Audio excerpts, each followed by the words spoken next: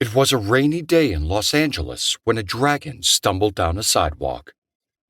It attempted to place a paw, no, a foot down, while trying to walk, only to accidentally trip over it, falling flat on its underbelly. A tail whipped out of the haphazardly placed outfit it had found for the occasion, now soaked with water and covered with oil and grime. A moment later, and the tail was gone. It lay there for a moment, the water cold and wet on its bare skin, its face lowered in the puddle. A crack of thunder came from above. Since it didn't rain often, the dragon wondered if the rain had been meant to welcome it to the human city, or if it was more of a warning, a demand that the dragon return to its true form and leave the human settlement forever.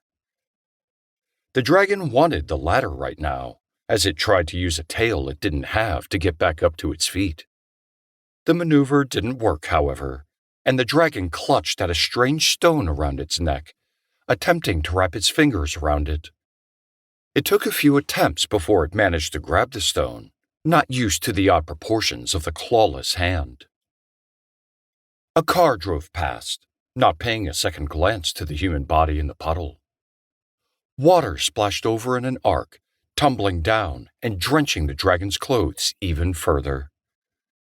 It thought about taking them off, but even more, it thought about taking the shift stone around its neck off, returning to its true form, and giving up on this misplaced quest. A voice, muffled by the rain, shouted from across the empty road. The dragon raised its head, feathers ruffling beneath its clothes before being sucked back into the skin. "Are you all right? A human asked, coming up to the side of the dragon.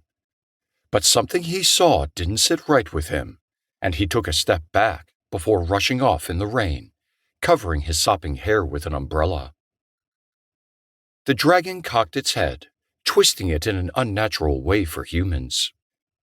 It placed a finger to where it thought its snout would be before pushing the finger back, sharp fangs growing out from its lips.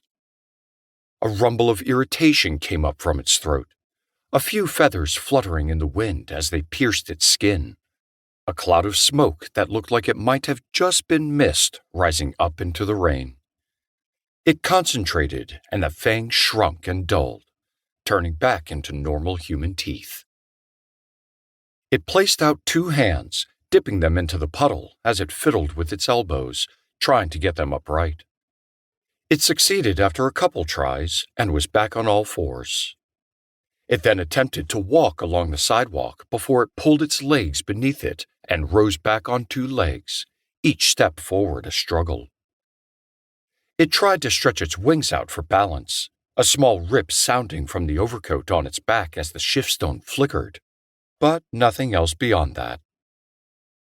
A reflection of the dragon glinted up at it. A humanish face stared back, and it moved as the dragon rotated its head. The skin seemed to be almost melting away, odd features the dragon couldn't distinguish between, changing over the course of a few seconds. A nose moved in and out, and as the dragon stared at it, a few golden feathers appeared at the side of its cheekbone, protruding from its skin as the shiftstone lapsed. It turned its head, and the feathers changed in the lamplight above it, the colors of the rainbow shining through. It squinted before placing a finger on its cheek, pushing a feather back into the flabby skin. It was a few more difficult paces down the sidewalk before the dragon reached its destination. Two storefronts with faded signs above their entrances clutched each other close, a small gap between them poking out to the dragon like the reek of blood from an injured deer. Apartments for humans rested above the top of the door, easily passed over if one didn't know exactly what they were looking for. Normally, the dragon would have smelled the magic on it, along with the prey scent of the small mammals inhabiting the city. But right now, its nose was lacking. The stench of sewage and diesel rising up through the rain was all it registered. Given the nauseating odors, perhaps it was best that the dragon's sense of smell was muted.